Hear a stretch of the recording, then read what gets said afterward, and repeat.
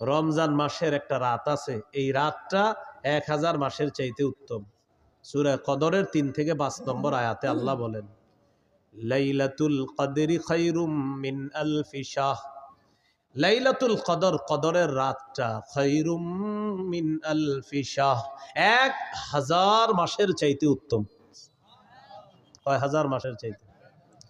21, 23, 25, 27, 29, 5টা বেজর রাতে ঘুমাবিনি না, সারা রাত ইবাদত করার চেষ্টা করবেন।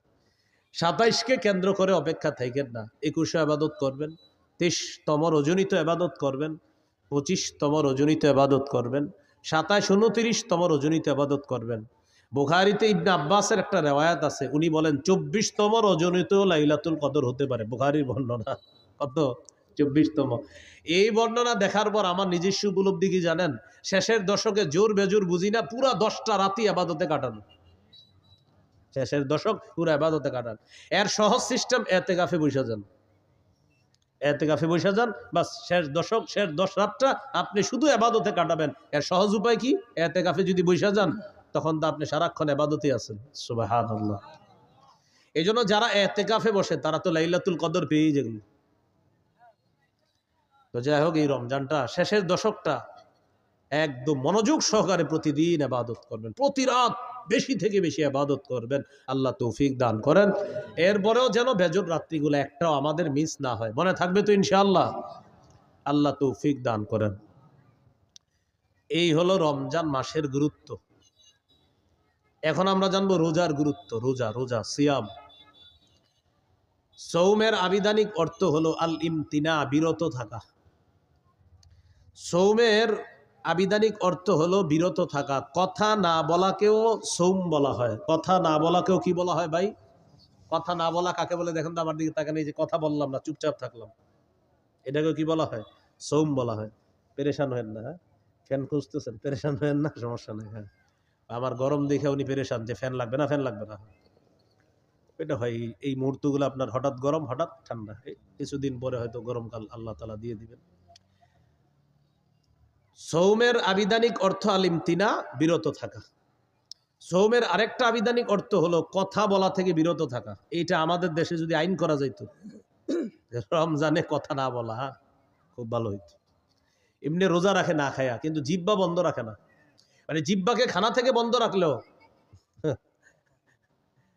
আপনার এটা দিয়ে গুনাহ থেকে বন্ধ রাখে না, মানে খানা থেকে বন্ধ, গুনাহ থেকে কিনা বন্ধ না। যদি এরকম একটা মানে আপনার আইন হয়ে যাইতো যে বিশেষ করে বাংলাদেশি যারা আছে এদের জন্য জিহ্বাটা নিয়ন্ত্রণ করতে হবে। কারণ আমাদের দেশে আপনার রমজান আসলেই সব জিনিসের দাম বাড়ানো শুরু হয়, জিহ্বার মিথ্যা শুরু হয়। অথচ সারা পৃথিবীর অন্যান্য দেশে রমজান যত আসে, মুসলমানদের জন্য দ্রব্য মূল্য তত সহনীয় করে দেওয়া হয়, কমায় দেওয়া হয়। সৌদি আরবে রমজান যত আসে, আগে যেটার দাম ছিল বেশি, খেজুরের দাম যদি হয় 10 রিয়াল, রমজান মাসে করে দিবে 5 রিয়াল। পানির দাম যদি হয় 2 রিয়াল, রমজানে 1 রিয়াল। তাদের ইয়াকিন যে একে আল্লাহ 70 দিবে, এটা তাদের ইয়াকিন। আমরা কি করি? যত রমজান কাছায় আর খালি খুঁজে হুজুর যে কি কি খায় মুসলমান। 1 নাম্বার খেজুর, বাস বাড়াও দাম। 2 নাম্বার, রমজানের কতটুকু অংশ গরম থাকবে? শেষ 20 গরম থাকবে। এবার রমজান আপনার শেষের 20 একটু গরম হবে, তাহলে তরমুজ আটকায় রাখো, শেষের 20-এ মারো তরমুজ ইচ্ছা মতো। প্রথমে আটকায় রাখবে, ছাড়বে না প্রথম দিকে। তখন এটা বাড়াবে, গুদামজাত করবে, এরপরে আপনার এটা সময় মতো বাড়ায় দিবে। এটা কি বলেন ভালো কাজ হলো, না এটা সুযোগের অসৎ ব্যবহার করা হলো? অসৎ ব্যবহার। এটা মুসলমানকে, রোজাদারকে কষ্ট দেওয়ার শামিল। আল্লাহ হেফাজত করেন। এই হলো আপনার রমজান মাস। সৌমের একটা অর্থ হলো কথা থেকে বিরত থাকা, এটাও সৌমের একটা অর্থ। যেমন পবিত্র কোরআনে সূরা মারিয়ামে আছে, ঈসা নবীকে তার আম্মা যখন কোলে নিয়ে মানুষের কাছে যাইতেছে, টেনশনে পড়ে গেছে। ঈসা নবীর আম্মা বলতেছে, আল্লাহ ইয়া লাইতানি মিত্তু ক্বাবলা হাযা, আহারে এই দৃশ্যের আগে যদি আমি মারা যাইতাম ভালো হইতো। ওয়া কুনতু নাসিয়াম মানসিয়া, আমার যদি সব ভুলাইয়া দেওয়া হইতো, আমি যদি এমন হইতাম যে সব ভুলে গেছি, তাহলে ভালো হতো। আমার যদি সবাই ভুলে যেত ভালো হতো। কারণ আমি এখন সন্তান নিয়ে যাব, আমার স্বামী নাই, কোনো পুরুষ আমাকে স্পর্শ করে না, জাতি তো আমাকে বলবে সন্তান করতে গেছে। তো বলতেছে ইয়া লাইতানি মিত্তু ক্বাবলা হাযা, হায় আমি যদি এর আগে মারা যাইতাম। ঈসা নবীর আম্মা এটা বলতেছে। তো আল্লাহ তাআলা ঈসা নবীর আম্মাকে বললেন فإما ترين من البشر أحدا فقولي إني نذرت للرحمن صوما فلن أكلم اليوم إنسيا। তুমি যদি মানুষের মধ্যে কাউকে দেখো তোমারে ডিস্টার্ব করতে পারে মানুষ, তখন তুমি বলবা ইন্নী নাযারতু লিররহমানি সাওমা, আমি কথা না বলার মানত করেছি, আমি রহমানের জন্য কথা না বলার মানত করেছি। এই যে সৌমা, সৌমা মানে কথা না বলার মানত করা। তাহলে সৌমের একটা অর্থ কি? কথা না বলা। ফালান উকাল্লিমাল ইয়াউমা ইনসিয়া, আজ আমি কিছুতেই কার সাথে কথা বলবো না, কোনো মানুষের সাথে কথা বলবো না। মাহফিল হইতেছে না একটা কিসের আওয়াজ? কিছু ব্যস্তেছে মনে হয় কেউ মাইক দিয়া। নিষেধ করেন তো, এরকম না আপনাদের মাহফিলের পাশে মাইক বাজবে কেন?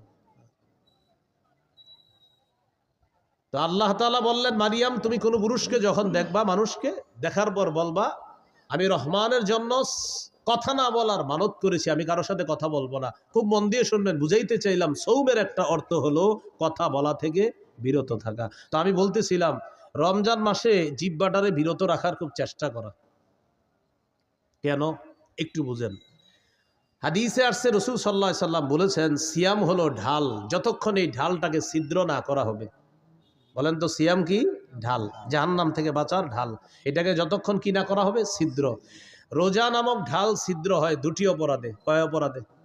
মিথ্যা এবং গীবত। এখন আপনারা বলেন মিথ্যা গীবত হয় কি দিয়ে? জিহ্বা দিয়ে। তাহলে রমজানের রোজাটা হলো ঢাল, ততক্ষণ যতক্ষণ এটাকে ছিদ্র না করা হবে। রমজান নামক রোজা বা রমজানের মাসের যে রোজা, এই রোজা নামক ঢালটা ছিদ্র হয় দুটি অপরাধে। একটি হলো মিথ্যা বলা, আরেকটি হলো গীবত করা। মিথ্যা এবং গীবত হয় জিহ্বা নামক অঙ্গের মাধ্যমে। তাই আজকে থেকে চেষ্টা করা আমরা জিহ্বাকে নিয়ন্ত্রণ করা, এটার মাধ্যমে যেন আমাদের রোজাগুলা ছিদ্র না হয়, যথাসাধ্য চেষ্টা করা। আল্লাহ হেফাজত করুন। তাহলে এবার আপনারা বলেন রোজা ছিদ্র হয় কয় অপরাধে? কি কি?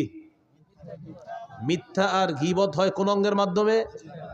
তাহলে জিহ্বাকে এখন থেকেই সংযত করা, নিয়ন্ত্রণ করা। আল্লাহ তৌফিক দান করেন। তিরমিজির হাদিস 2406 নম্বর হাদিস, 2406। এই হাদিসের বর্ণনাকারী উকবা ইবনে আমের রাদিয়াল্লাহু তাআলা তিনি রাসূল সাল্লাল্লাহু আলাইহি সাল্লামকে প্রশ্ন করলেন, মান নাজাতু ইয়া রাসূলুল্লাহ, ওগো আল্লাহর রাসূল মুক্তির উপায় কি আমি আপনার কাছে জানতে চাই। রাসূলুল্লাহ সাল্লাল্লাহু আলাইহি সাল্লাম বললেন মুক্তির উপায় তিনটি। ভাই মুক্তির উপায় কয়টি? তিনটি। এক নাম্বার আমসিক আলাইকা লিসানাক, তুমি তোমার জবান সংযত রাখবা, জিহ্বা সংযত রাখবা। এটা মুক্তির এক নাম্বার উপায়। এখান থেকে বোঝা যায় জিহ্বা আপনাকে বিপদে ফেলবে। নবী বললেন মুক্তির এক নাম্বার উপায় জবান নিয়ন্ত্রণ করবা। দুই নাম্বার ওয়ালিয়াসাকা বাইতুকা, তোমার ঘর যেন তোমার জন্য প্রশস্ত হয়। এটার উদ্দেশ্য হলো আপনি কাজ শেষ করে তাড়াতাড়ি বাসায় চলে যাবেন। 6টা বাজে বাসায় যাওয়ার কথা, আপনি রাত 10টা 11টা বাজছে এখনো বাসায় যান না। স্ত্রী ফোন দিয়েছে কি ব্যাপার, 6টায় বাসায় আসার কথা, সর্বোচ্চ 6:30 7টা বাজতে পারে, আপনি এখনো আসেন নাই কেন? বন্ধুদের সাথে আছি। না, বন্ধুদের সাথে থাকা যাবে না। আপনার কাজ শেষ, বাসা, বাসা থেকে বের হয়েছেন কাজ, হয়তো কাজে নয়তো বাসা, নয়তো বাসা নয়তো কাজে, অন্য কোথাও থাকবেন না। নবী বলেন মুক্তির 2 নাম্বার উপায় বাসায় থাকো। কেন? কারণ বাহিরে যেই গুনাহগুলো আপনি করবেন আপনার স্ত্রী সন্তান মা বাবার সামনে সেগুলা মন চাইলেও করতে পারবেন না। তাই নবী বললেন মুক্তির 2 নাম্বার উপায় বাসায় থাকো।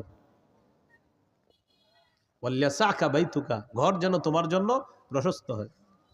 তাহলে কি শিখলাম? আড্ডাবাজি করা যাবে না।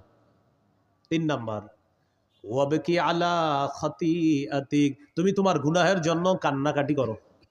তুমি তোমার গুনাহের জন্য কান্নাকাটি করো।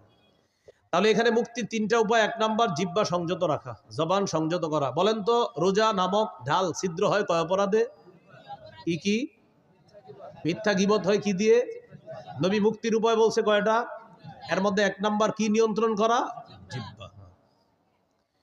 তিরমিজির হাদিস 2407 নম্বর হাদিস, 2407। এই হাদিসের মধ্যে আসছে ক্বালা রাসূলুল্লাহ সাল্লাল্লাহু আলাইহি ওয়াসাল্লাম ইযা আসবাহা ইবনু আদম ফাইন্নাল আযা কুল্লাহা তুকাফফিরুল লিসান ইত্তাকিল্লাহা ফীনা ফাইন্নামা নাহনু বিকা ফাইন ইসতাকামতা ইসতাকামনা ওয়া ইন ওয়াজাজতা ইওয়াজাজনা।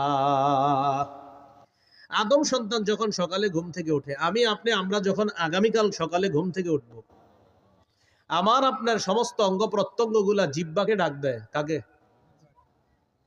জিহ্বাকে ডেকে বলে ইত্তাকিল্লাহ ফীনা, ও জিহ্বা আমাদের ব্যাপারে আল্লাহকে ভয় করো। পা জিহ্বাকে ডাক দেয়, হাত জিহ্বাকে ডাক দেয়, নাক জিহ্বাকে ডাক দেয়, চোখ জিহ্বাকে ডাক দেয়, কান জিহ্বাকে ডেকে বলে ও জিহ্বা আমাদের ব্যাপারে আল্লাহকে ভয় করো। ফাইন্নামা নাহনু বিকা, কারণ আমরা তোমার মাধ্যমে নিয়ন্ত্রিত। জিহ্বাকে বলে সবাই। ফাইন ইস্তাকামতা ইস্তাকামনা, জিহ্বা তুমি যদি সোজা থাকো আমরাও সোজা থাকবো, ঠিক থাকবো। ওয়া ইন ইওয়াজাজতা ইওয়াজাজনা, জিহ্বা তুমি যদি বাঁকা হয়ে যাও আমরাও বাঁকা হয়ে যাব। তাহলে বলেন তো, রোজা নামক ঢাল ছিদ্র হয় কয় অপরাধে? কি কি? মিথ্যা গীবত হয় কোন অঙ্গ দিয়ে? জিহ্বা দিয়ে। সমস্ত অঙ্গ প্রত্যঙ্গ কাকে বস মানে? জিহ্বা। জিহ্বা বস সবার, এই জন্য এটা নিয়ন্ত্রণ করেন না। তিরমিজির হাদিস 2408 নম্বর হাদিস, قال رسول الله صلى الله عليه وسلم من يتكفل لي ما بين لحييه وما بين رجليه أتكفل له بالجنة। রাসূলুল্লাহ সাল্লাল্লাহু আলাইহি সাল্লাম বলেন,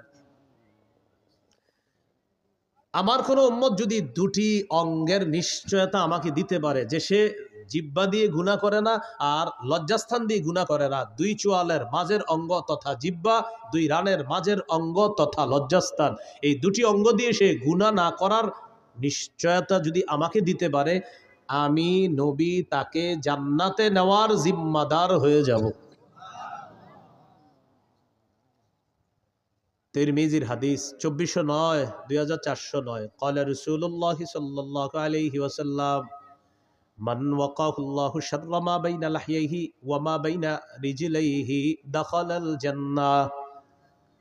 রাসূলুল্লাহ সাল্লাল্লাহু আলাইহি ওয়াসাল্লাম বলেন, আল্লাহ তাআলা যদি কোনো ব্যক্তিকে জিহ্বা এবং লজ্জাস্থানের গুনাহ থেকে হেফাজত করে, অনিষ্টতা থেকে হেফাজত করে, আল্লাহ তাআলা যদি আমাকে আপনাকে জিহ্বা এবং লজ্জাস্থানের অনিষ্টতা থেকে হেফাজত করে, বাঁচায়, নবী বলেন সে মরবে, দাখালাল জান্নাহ, জান্নাতে প্রবেশ করবে। আল্লাহর কাছে বলে, আল্লাহ জিহ্বার অপরাধ থেকে বাঁচান, লজ্জাস্থানের অপরাধ থেকে আমাকে বাঁচান। বলেন আমিন। তিরমিজির হাদিস 2410 নম্বর হাদিস।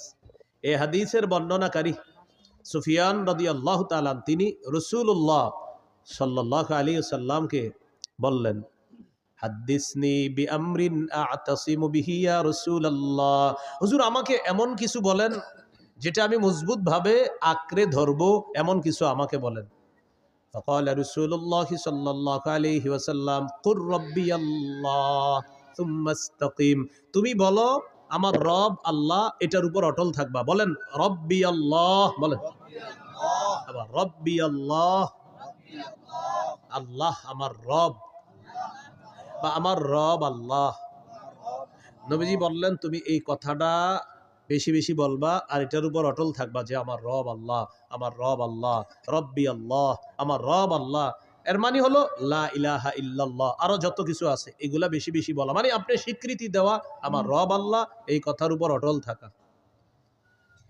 এবার সাহাবী গুরুত্বপূর্ণ একটা প্রশ্ন করলেন রাসূল সাল্লাল্লাহু আলাইহি সাল্লামকে, মা আখওয়াফু মা তাখাফু আলাইয়া ইয়া রাসূলুল্লাহ, হুজুর আমার জন্য সবচেয়ে বিপজ্জনক আপনি কি মনে করেন? নবীজিকে প্রশ্ন করলেন, ইয়া রাসূলুল্লাহ আমার জন্য সবচেয়ে বিপজ্জনক বিষয় কোনটি আপনি মনে করেন, আপনার কাছে জানতে চাই। ফাখাযা বিলিসানি নাফসিহি, নবী নিজের জিহ্বা মুবারক ধরে বললেন হাযা, এটা, হাযা এটা। নবী নিজের জিহ্বা ধরে বললেন এটা, এটা তোমার জন্য সবচেয়ে বিপজ্জনক মনে করি। কেমন যেন আমাকে আপনাকে সকলকে এটা দ্বারা আল্লাহ রাসূল হুঁশিয়ার বাণী দিচ্ছেন। এক সাহাবীকে নবীজি বলতেছেন তোমার জন্য সবচেয়ে বিপজ্জনক মনে করি, নিজের জিহ্বা দেখায় বলতেছে হাযা, এটা এটা এটা। শুধু কি সাহাবীকে বলেছেন না আমাদের সকলকে? সকলকে, এটা এটা সবচেয়ে বিপজ্জনক। তাহলে মূল কথায় চলে আসি, রোজা ছিদ্র হয় কয় অপরাধে? কি কি? মিথ্যা গীবত হয় কোন কোন অঙ্গ দিয়ে? জিহ্বা। সবচেয়ে বিপজ্জনক অঙ্গের নাম কি? সমস্ত অঙ্গ প্রত্যঙ্গের বসের নাম কি? জিহ্বা। সবাই সকালবেলা কারে ডাকতে থাকে? জিহ্বা। তাহলে এটা বেশিরভাগ মানুষকে জাহান্নামে নিবে। আল্লাহ হেফাজত করেন। তিরমিজির হাদিস 2616 নম্বর হাদিস, 2616 হাদিসের বর্ণনাকারী মুআয ইবনে জাবাল রাদিয়াল্লাহু তাআলা তিনি বলেন, কুনতু মা রাসূলিল্লাহি সাল্লাল্লাহু আলাইহি ওয়াসাল্লাম ফি সাফারিন, আমি রাসূলুল্লাহ সাল্লাল্লাহু আলাইহি সাল্লামের সাথে এক সফরে ছিলাম।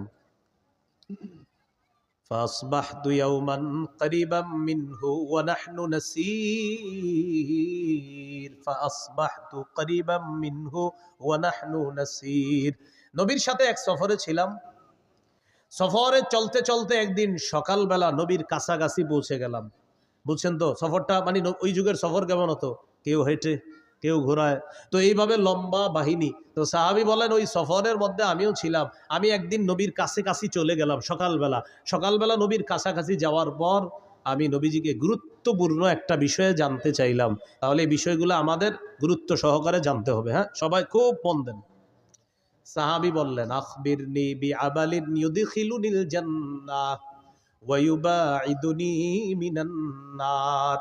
হুজুর, আমারে এমন কিছু আমল বলেন যে আমলটা আমাকে জান্নাতে প্রবেশ করাবে, জাহান্নাম থেকে আমাকে দূরে রাখবে, এমন কিছু আমাকে বলেন। ফাকালা রাসূলুল্লাহ সাল্লাল্লাহু আলাইহি ওয়াসাল্লাম, নবীজি বললেন, তা'বুদুল্লাহ লা তুশরিকু বিহি শাইআ। রাসূলুল্লাহ সাল্লাল্লাহু আলাইহি সাল্লাম বললেন, তুমি আল্লাহর ইবাদত করবা, আল্লাহর সাথে শিরিক করবা না। ওয়া তুকিমুস সালাহ, তুমি নামাজ কায়েম করবা। ওয়া তুতিজ যাকাহ, তুমি যাকাত আদায় করবা। ওয়া তাহুজ্জুল বাইতা, তুমি হজ করবা। ওয়া তাসুমু রমাদান, তুমি রমজানে রোজা রাখবা। এখন বলেন তো, ইসলামের মৌলিক বিধানগুলো চলে আসছে না কথার মধ্যে? রাসূলুল্লাহ সাল্লাল্লাহু আলাইহি সাল্লাম বললেন, আলা আদুল্লুকা আলা আবওয়াবিল খাইর। আচ্ছা, আমি কি তোমাকে কল্যাণের দরজাসমূহের কথা বলবো না? এবার নবীজি বললেন, কল্যাণের অনেকগুলা দরজার মধ্যে উল্লেখযোগ্য দরজা হলো 3টি। কল্যাণের উল্লেখযোগ্য দরজা কয়টি? 1 নাম্বার আস-সাওমু জুন্নাহ, 1 নাম্বার কল্যাণের দরজা হলো সিয়াম, রোজা রাখা। 2 নাম্বার আস-সাদাকাতু তুতফিউল খাতিআতা কামা ইউতফিউল মাউন নার। 2 নাম্বার কল্যাণের দরজা হলো সদকা করা। সদকা এমন একটি ইবাদত, পানি যেমন আগুনকে নিভিয়ে দেয়, সদকা মানুষের গুনাহগুলোকে ধুয়ে মুছে সাফ করে দেয়। তুতফিউ, নিভিয়ে দেয়, সদকা গুনাহকে মিটিয়ে দেয়, নিভিয়ে দেয়। পানি যেমন আগুনকে নিভিয়ে দেয়, তো সদকা গুনাহকে এমন ভাবে মিটিয়ে দেয়, বিলীন করে দেয়, পানি যেমন আগুনকে বিলীন করে দেয়, মিটিয়ে দেয়। তো সদকা 2 নাম্বার দরজা। 3 নাম্বার ওয়া সালাতুর রাজুলি মি জাওফিল লাইল, রাতে তাহাজ্জুদ পড়া। কি পড়া? রাতে তাহাজ্জুদের নামাজ পড়া রাতের বেলা। এখন আপনার রিজিক দরকার, কল্যাণ দরকার, তো এই 3 ইবাদত বাড়ায় দিতে হবে আপনার। রোজা রাখা, সদকা করা, তাহাজ্জুদ পড়া। বলতে পারেন, হুজুর আমার তো টাকাই নেই, সদকা করবো কি? 1 টাকা দিবেন, 1 টাকা থাকলে 1 টাকায় সদকা করবেন। তাহলে রোজা রাখা, সদকা করা, তাহাজ্জুদ পড়া, এইটা হলো আপনার কল্যাণের দরজা। নবীজি এটা বলার পর বললেন, আলা উখবিরুকা বিরাসিল আমরি কুল্লিহি ওয়া আমুদিহি ওয়া দিরওয়াতি সানামি। আচ্ছা, আমি কি তোমাকে কোন জিনিসের মূল কোনটা এটা বলবো না, খুঁটি কোনটা এটা বলবো না, আর সর্বোচ্চ চূড়া কোনটা এটা বলবো না? তখন নবী বললেন, রাসুল আমরি আল ইসলাম, মূলের নাম ইসলাম। সুবহানাল্লাহ। ভাই, মূলের নাম কি? ওয়া আমুদুহু আস-সালাহ, খুঁটির নাম নামাজ। ওয়া দিরওয়াতু সানামিহি আল জিহাদ, সর্বোচ্চ চূড়ার নাম হলো জিহাদ, সর্বোচ্চ শিখরের নাম হলো জিহাদ। তাহলে মূলের নাম ইসলাম, খুঁটির নাম নামাজ, সর্বোচ্চ শাখা চূড়া এটার নাম হলো জিহাদ। তাহলে মূলের নাম, খুঁটির নাম, সর্বোচ্চ চূড়া জিহাদ। এখন একটু মন দিয়ে বুঝেন তো, নামাজের কথা আসছে, রোজা, হজ, যাকাত, জিহাদ, সদকা, এরপরে আপনার কল্যাণের দরজা, ইসলাম সব কিছু চলে আসছে ওয়াজের মধ্যে। এর মানে আমাদের নবী মৌলিক যে ওয়াজটা করেছেন ওই সাহাবীকে, এই মৌলিক কথাগুলা গবেষণা করলে আপনি সারা জীবন কাটাই দিতে পারবেন। ওই সাহাবীকে এই ওয়াজগুলা করলেন, করার পর নবীজি সর্বশেষ যেটা বললেন আপনার আশ্চর্য হবেন এটা শুনলে। নবীজি এগুলা বলার পর সাহাবীকে বললেন, আলা আদুল্লুকা আলা মালাকি যালিকা কুল্লিহি, আমি যে তোমাকে এতগুলা কথা বললাম, ইবাদত করতে বললাম, নামাজ পড়তে বললাম, যাকাত দিতে বললাম, হজ করতে বললাম, রোজা রাখতে বললাম, কল্যাণের দরজাসমূহের পরিচয় তোমাকে দিয়ে দিলাম, সৎকার কথা বললাম, তাহাজ্জুদের কথা বললাম, জিহাদের কথা বললাম, খুঁটির কথা বললাম, সর্বোচ্চ চূড়া জিহাদ এটার কথাও বললাম, ইসলামের কথাও বললাম। নবীজি বলেন এই সবগুলা বিষয় তোমাকে বললাম, এর সার নির্যাসটা কি আমি তোমাকে বলবো না? এগুলার সার নির্যাসটা কি তোমাকে বলবো না? সার নির্যাসটা এখনো বাকি আছে, সেটা কি তোমাকে বলবো না? এখন আপনারা বলেন সার নির্যাসটাই তো আমাদের দরকার। সাহাবী অবাক, এতক্ষণ সুন্দর ওয়াজ করলেন নবীজি, এখনো নাকি সার নির্যাস বাকি। তো নবী সার নির্যাস বলার সময় বললেন, আখাযা বিল ইনসানিহি, জিহ্বা ধরলেন, ধরার পর বললেন, মুআজ কুফা আলাইকা হাজা, এটা নিয়ন্ত্রণ করো, উপরের সব ওয়াজ ঠিক থাকবে। এটা নিয়ন্ত্রণ করো, সব ঠিক থাকবে। মানুষ জিহ্বার মাধ্যমে তার আমলগুলো নষ্ট করে দেয়, সব বরবাদ করে দেয়। রাতে তাহাজ্জুদ পড়ছে 3টার দিকে, কয়টা? তো পাশাপাশি দুইজন হাঁটে সকালে, তো আমি ওনারে খালি বলি আপনার বিড়ালটা 3টা বাজে এত ডিস্টার্ব করে ওনারে। উনি আমার একদিন বলে, আচ্ছা 3টায় ডেলি আপনারই ডিস্টার্ব করে কেন? তা আমি বললাম 3টায় তাহাজ্জুদ পড়ি, তো এই জন্য বিড়ালটা ওই সময় আমার ডিস্টার্ব। মানে আমার এতদিন বিড়াল বলার মাকসাদ হলো ওনারা জানানো আমি যে 3টায় তাহাজ্জুদ পড়ি। আসলে ওনার বিড়াল ডিস্টার্ব করে এটা আমার মূল উদ্দেশ্য না। উদ্দেশ্য উনি আমারে বলবে যে আচ্ছা বিড়ালটা 3টায় ডিস্টার্ব করে কেন আপনার? 3টা একেও না, 59ও না, 2টা, কিন্তু আপনার 3টায় ডেলি ডিস্টার্বটা করে কেন? আসলে ভাইজান আমি 3টায় তাহাজ্জুদ পড়ি, তো এই জন্য ডিস্টার্ব করে। উদ্দেশ্য আমি তাকে জানানো যে আমি যে তাহাজ্জুদ পড়ি, জিহ্বা রাতের আমলগুলা সব বরবাদ করে দিল। ভাই কথা বুঝে আসছেনি? তো নবীজি বললেন সব ঠিক থাকবে, এইটা ঠিক রাখো। এটা সাহাবী প্রশ্ন করলেন, ইন্না লামুআখাযুনা বিমা নাতাকাল্লামু বিহি ইয়া রাসূলুল্লাহ, ইয়া রাসূলুল্লাহ, জিহ্বার অপরাধেও কি আমাদেরকে পাকড়াও করা হবে, ধরা হবে? আপনার কাছে জানতে চাই। নবীজি বললেন, হাল ইয়াকুব্বুন নাসা ফিন নারি আলা ওয়ুজুহিহিম আও আলা মানাখিরিহিম ইল্লা হাসাইদু আলসিনাতিহিম, বেশিরভাগ মানুষের মাথাটা নিচের দিকে, পাগুলা উপরের দিকে দিয়ে জাহান্নামে সাথে নিক্ষেপ করা হবে শুধু তার জিহ্বার কর্তৃত্ব ফসলের কারণে, জিহ্বার অপরাধের কারণে তাকে জাহান্নামে নিক্ষেপ করা হবে, শুধুমাত্র জিহ্বার অপরাধে। তাহলে বলেন বেশিরভাগ মানুষ জাহান্নামে যাবে কোন অঙ্গের অপরাধে? রোজা ছিদ্র হয় কয় অপরাধে? কি কি? মিথ্যা গীবত হয় কোন অঙ্গ দিয়ে? জিহ্বার কারণে বেশিরভাগ মানুষ কোথায় যাবে? নবী বললেন জাহান্নাম থেকে বাঁচার ঢাল হলো রোজা। রোজা ছিদ্র হয় মিথ্যা আর গীবতের মাধ্যমে, মিথ্যা গীবত হয় জিহ্বা দিয়ে। নবী বলেন জিহ্বার কারণে বেশিরভাগ মানুষ জাহান্নামে যায়। আল্লাহ আমাদেরকে হেফাজত করেন। তাহলে জিহ্বার গুনাহ থেকে বাঁচবো তো ইনশাআল্লাহ। এই হলো সৌমের আবিধানিক অর্থ, মনে আছে না? মনে নাই? সৌমের আবিধানিক অর্থ বিরত থাকা, আর আরেকটা হলো বললাম কথা বলা থেকে বিরত থাকাকেও সৌম বলা হয়। ছিদ্র হয়ে যাবে। পারিভাষিক অর্থ আল ইমসাক আনিল মুফাত্তিরাতিত থালাস ওয়া হিয়া আত-তাআম ওয়াশ-শারাব ওয়াল-জিমা', 3টি জিনিস থেকে বিরত থাকার নাম মৌলিকভাবে সিয়াম। খানা পান করা, স্ত্রী সহবাস থেকে বিরত থাকা, এটার নাম হলো সিয়াম। এটা পারিভাষিক অর্থ। রমজানের রোজা যে ফরজ করা হয়েছে 4টি ধাপে ফরজ করা হয়েছে। কয় ধাপে? বাস একটু যদি আপনারা মন দিয়ে শোনেন আশা করি বিষয়গুলো ক্লিয়ার ভাবে বুঝে আসবে। একটু আমার সাথে বলেন, বলেন অভ্যাস, আদেশ, ফরজ, তবে একটু ছাড়। বলেন 4 নাম্বার ফরজ, কোনো ছাড় নাই। আবার 1 নাম্বার, বলেন 1 নম্বর অভ্যাস, 2 আদেশ, 3 ফরজ, তবে ধনীদের জন্য ছাড় ছিল। বলেন ধনীদের জন্য। 4 নাম্বার, বলেন 4 নাম্বার ধনী গরিব সবার উপর ফরজ, কোনো ছাড় নাই। এই 4টি ধাপে রমজানের রোজা ফরজ করা হয়েছে। 1 নাম্বার অভ্যাস, তিরমিজির হাদিস, 761 নম্বর হাদিস। আবু যর গিফারি রাদিয়াল্লাহু তাআলা আনহুকে রাসূলুল্লাহ সাল্লাল্লাহু আলাইহি সাল্লাম বলেন, আবু যর, ইযা সুমতা মিনাশ শাহরি সালাসাতা আইয়াম, তুমি যদি প্রত্যেক মাসে 3টি রোজা থাকতে চাও, ফাসুম সালাসা আশরাতা ওয়া আরবাআ আশরাতা ওয়া খামসা আশরাতা, তুমি যদি প্রতি মাসে 3টি রোজা রাখতে চাও তাহলে 13, 14, 15 রাখবা। যদি চাও তাহলে রাখবা, অভ্যাস, মন চাইলে রাখতে পারো। তাহলে প্রথমে নবী অভ্যাস করাইলেন সাহাবায়ে কেরামকে যে তুমি যদি 3টা রোজা রাখতেই চাওই মাসে, তাহলে 13, 14, 15 আরবি মাসের এই রোজাগুলা রাখবা। আর হাদিসে আসছে, মান সামা সালাসাতা আইয়ামিন মিন কুল্লি শাহরিন কানা কামান সামাদ দাহর, যে ব্যক্তি প্রতি আরবি মাসে 3টা রোজা রাখবে, এর মানে 3, 11, 33টা রোজা, প্রতি আরবি মাসে 3টা রোজা। মা বোনদেরকে এই কথাগুলো বললেন, তারা এই রোজাগুলো রাখতে খুব আগ্রহী। পুরুষরা হয়তো কাজ টাজ করে, অনেকে রাখে না। প্রতি আরবি মাসে 3টা রোজা যদি রাখে কেউ, তাহলে 3, 11 কয়টা হয়? 33টা। এই 3, 11, 33টা রোজা, প্রতি আরবি মাসে 3টা রোজা যদি কেউ রাখে, কানা কামান সামাদ দাহর, সে কেমন যেন সারা বছর রোজা রাখে।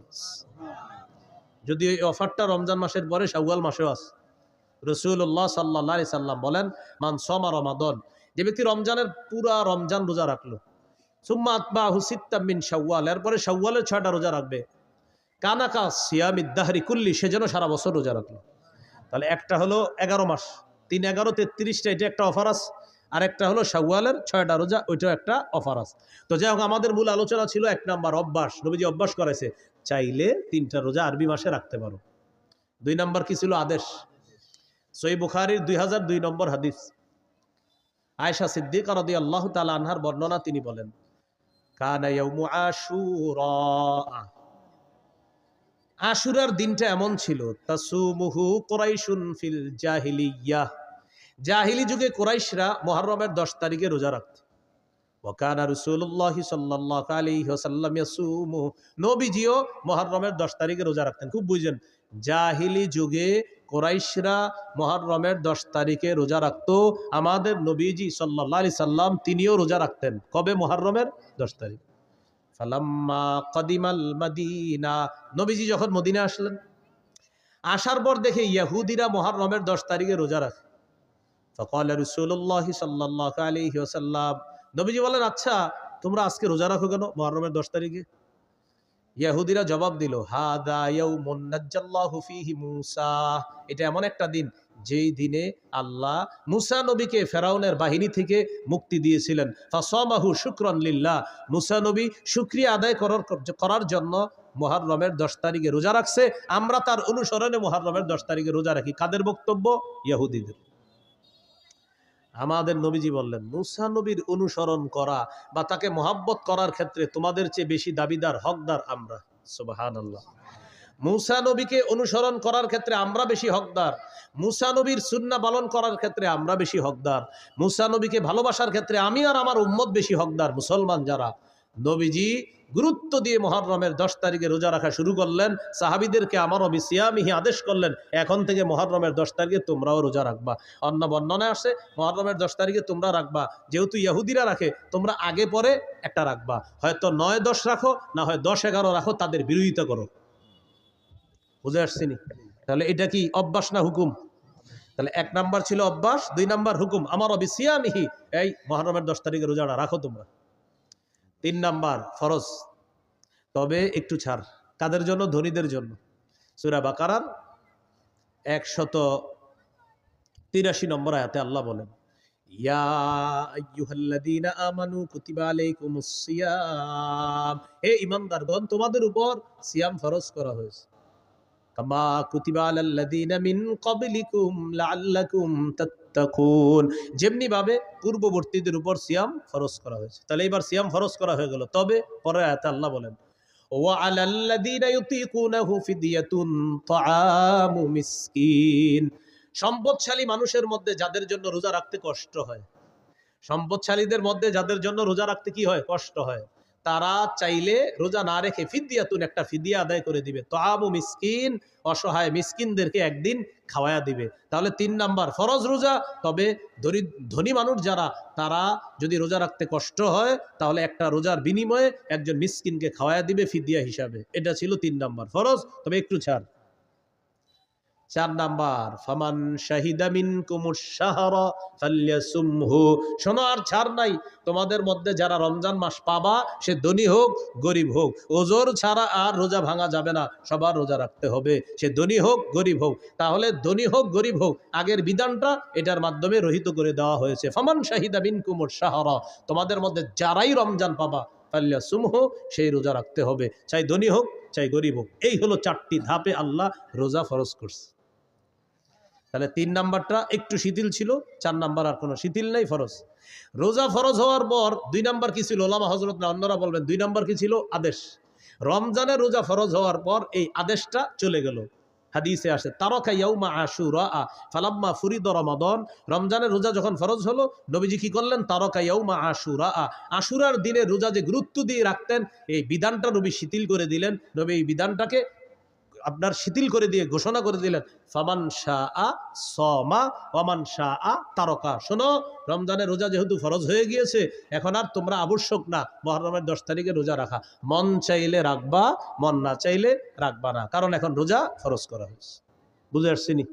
তাহলে 1 নাম্বার অভ্যাস, 2 নাম্বার আদেশ। বলেন আদেশটা কি আর আছে? কিসের মাধ্যমে এটা রহিত? ফরজের মাধ্যমে। হ্যাঁ, 3 নাম্বার ফরজ, একটু শিথিল ছিল কাদের জন্য? ধনীদের জন্য। 4 নাম্বার কোনো শিথিলতা নাই, ধনী গরিব সবাই রাখতে হবে, তবে অসুস্থ অথবা সফরে থাকলে সেটা মাসালা ভিন্ন। ফামান কানা মিনকুম মারিদান, তোমাদের মধ্যে কেউ যদি অসুস্থ থাকে, আও আলা সাফার, অথবা সফরে থাকে, আর এই কারণে যদি সে রোজা রাখতে না পারে, ফাইদ্দাতুম মিন আইয়ামিন উখর, গনে গনে রেখে দিবে, পরে রোজাগুলা আদায় করে নিবে। এখানে একটা মাসালা, আমাদের মা বোনরা সহ অসুস্থতার কারণে যারাই রোজা রাখতে না পারে রমজান মাস, কথার কথা আমাদের কোনো বোন মা অসুস্থতার কারণে তিনি 4টি 5টি 6টি রোজা রাখতে পারে নাই, এখন তিনি রমজানের পরে কি মাস? আরবি শাওয়াল মাস। শাওয়ালের ফজিলতও চায়, আবার ভাঙতি রোজাগুলোও আদায় করবে। এখন অনেকে কি করে? ভাঙতি রোজা আদায় করতে গিয়ে শাওয়ালের নিয়ত করে ফেলে যে আমি আজকে ভাঙতি রোজা রাখতেছি, রমজানে যে 6টা রোজা আমার বাকি আছে, কথার কথা রমজানে ওনার 5টা রোজা ভাঙতি ছিল, তো উনি নিয়ত করছে আজকে আমি রোজা রাখতেছি, আমার রমজানে যে 5টা রোজা বাদ গেছে, এই আজকে প্রথম রোজা রাখলাম, আবার শাওয়ালের 6 রোজার 1 রোজার নিয়ত করলাম। হবে না। বলেন কি? এটা হবে না, তাদাখুল হবে না, আলাদা রাখতে হবে। যদি অসুস্থতার কারণে, কথার কথা আপনার 4টি রোজা রাখতে পারেন নাই, 5টি রোজা রাখতে পারেন নাই, এটা আলাদা রাখতে হবে। আর শাওয়ালের 6 রোজার ফজিলতের জন্য 6টা রোজা আলাদা রাখতে হবে। বুঝে আসছেনি? ফজিলতের জন্য আলাদা, ভাঙতি রোজা আলাদা। আল্লাহ আমাদেরকে মনে রাখার তৌফিক দান করেন। রমজানের প্রথম রাত যখন শুরু হবে, প্রথম রাতে তারাবি পড়বেন। রাতে কি পড়বেন? সাহাবী কারামের ঐক্যমতে 20 রাকাত তারাবি, সাহাবায়ে কারামের ঐক্যমত 20 রাকাত তারাবি পড়বেন প্রথম রাতে। সাহারির সময় উঠা নবীর 12 মাসের একটা আমল আছে, 8 রাকাত তাহাজ্জুদ। বলেন কোন মাসের আমল এটা? 12 মাস নবী কয় রাকাত তাহাজ্জুদ পড়তেন? 8 রাকাত। এই 12 মাসের তাহাজ্জুদের 8 রাকাতের আমলটা সাহারির সময় করতে পারেন।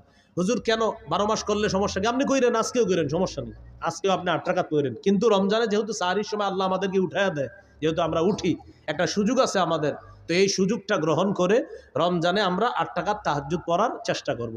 তাহলে তাহাজ্জুদ বলেন 12 মাসের আমল, বলেন তাহাজ্জুদ 8 রাকাত তাহাজ্জুদ, এটা কোন মাসের আমল? এটা আপনি রমজানে পড়তে পারেন, যেহেতু সাহারির সময় ওঠেন। আর তারাবি এটা 12 মাসের আমল না, এটা শুধু রমজানের আমল। তাহলে তারাবি 20 রাকাত পড়বেন সাহাবায়ে কেরামের ঐক্যমতে। হাফেজ সাহেব যারা আছি আমরা একটু ধীরস্থিরভাবে তারাবিতে তেলাওয়াত করব, যেন মুসল্লিরা তেলাওয়াতগুলা বুঝতে পারে। দ্রুত আমরা তেলাওয়াত করব না, খুব সুন্দরভাবে আমরা তেলাওয়াত করব। কাদির, হাকিম, আলিম, সুদূর, এগুলা কিন্তু মুসল্লিরা বুঝে। 12 নাম্বার পাড়ায় রশিদ আছে না, কয়েকবার রশিদ, আমাদের এক মুসল্লি নাম আব্দুর রশিদ, উনি গনছে, কয় হুজুর আজকে আমি 12 নাম্বার পাড়াটা পড়ছি, আর আমার নামটা কয়েকবার ছিল, আমি গুনছি আপনি এতবার পড়ছেন কিনা রশিদ আমারে বলছে 12 নাম্বার পাড়ার দিন। একদম পুরো আব্দুর রশিদ ভাই এখন আছে লালবাগে, উনি 12 নাম্বার পাড়ার দিন আমার 1 বছর বলছে। এখন আমি ওই মসজিদে না, আরেক মসজিদে দাঁড়াই পড়াই, তো যে ওখানে যখন পড়াইতাম লালবাগে আপনার আমলিগুলা এসি মসজিদ, তো ওখানে আব্দুর রশিদ ভাই আছে একজন, তো উনি ওনার নাম যেহেতু আব্দুর রশিদ, তো 12 নাম্বার পাড়ায় রশিদ আছে কয়েকবার, তো উনি গুনে রাখছে যে উনি 12 নাম্বার পাড়াটা পড়ছে, আর গুনে রাখছে রশিদ। হ্যাঁ, এভাবে গুনে রাখছে আপনার যে অমা আমরু ফিরআউনা বিরশিদ আলাইসা মিনকুম রাজুলুর রশিদ, এইভাবে রশিদ আছে কয়েকবার 12 নাম্বার পাড়ায়, তো ওনার নাম আব্দুর রশিদ। তো এই বেচারা আইসা গনছে, কয় হুজুর রশিদটা কিন্তু আপনি যেই আমি গুনছি আপনি যে ঠিক এতবারে আমি পড়ছি আজকে, আপনি এতবারই পড়ছেন, তার মানে বেচারা আমার পড়াটা মন দিয়ে শুনছে।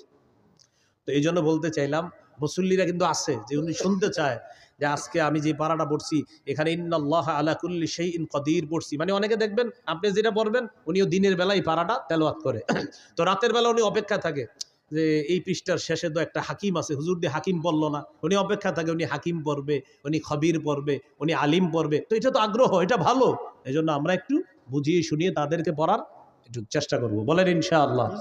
সুন্দরভাবে দেখেন এইখানে যারা আছে যারা হাফেজ না তারাও কিন্তু এই আয়াতটার সাথে পরিচিত, ইন্নাল্লাহা আলা কুল্লি শাইইন কাদির, সবাই পরিচিত না আপনারা? তো এটা যখন নামাজে শুনবেন আপনার মাথায় ওহো এটা তো আমিও চিনি, এটা আমিও জানি, এই আয়াত তো আমিও পারি, আল্লাহু আলা কুল্লি শাইইন কাদির, এটা আমিও পারি। এরপরে আপনার আল্লাহু খাবীরুম বিমা তা'মালুন, ইন্নাল্লাহা খাবীরুম বিমা তা'মালুন, এগুলো আপনি। এরপরে 19 নম্বর পারায় আছে আপনার বিসমিল্লাহির ইন্নাহু মিন সুলাইমান ওয়া ইন্নাহু বিসমিল্লাহির রহমানির রহিম। আচ্ছা, বিসমিল্লাহির রহমানির রহিম পারেন না এমন কেউ আছেন? তিনি যখন 19 নম্বর পারার দিন শুনবে বিসমিল্লাহির রহমানির রহিম পড়ছে, হুজুরে হুজুর আসলে ঠিকই তো, এটা তো আছে এখানে, এইভাবে তার আগ্রহ তৈরি হবে। হ্যাঁ, 24 নম্বর পারায় আছে আলহামদুলিল্লাহি রাব্বিল আলামিন, 24 পারার 15 নম্বর পৃষ্ঠায় আছে আপনার যে আলহামদুলিল্লাহি রাব্বিল আলামিন। তখন আপনারা আলহামদুলিল্লাহি রাব্বিল আলামিন পারেন না কে কে? সবাই পারেন। বুঝাইতে চাইলাম অনেক মুসল্লি আছে যারা অনেক পরিচিত আয়াত আছে, তারা এগুলো শুনতে চায় যে তারা ভিতরে হুজুর পড়বে আর আমি এটা মন দিয়ে শুনবো। তাহলে আমরা এইভাবে বুঝিয়ে শুনিয়ে একটু তেলাওয়াত করার চেষ্টা করব, বলেন ইনশাআল্লাহ। তাহলে রমজান মাসে আমরা তারাবি পড়বো, সাহাবী কারামের ঐক্যমতে 20 রাকাত তারাবি পড়বো, ধীরস্থির ভাবে পড়বো, আর 8 রাকাত তাহাজ্জুদ, এটা নবীজির 12 মাসের আমল। প্রশ্ন হলো হুজুর এটা 12 মাস করি না কেন? আপনি করেন, কোনো সমস্যা নাই, কিন্তু রমজানে যেহেতু সাহারির সময় আল্লাহ আমাদেরকে উঠি খাওয়ার জন্য 8 রাকাত তাহাজ্জুদ পড়ার চেষ্টা করব। রমজানে দিনের বেলা যদি কেউ আপনার কাছে আইসা আপনারে বলে ভাই কি অবস্থা, কেমন আছেন, বলবেন আলহামদুলিল্লাহ, তো তারাবি পড়ছেন? জি পড়ছি। এরকম কিছু লোক আপনারে বলবে।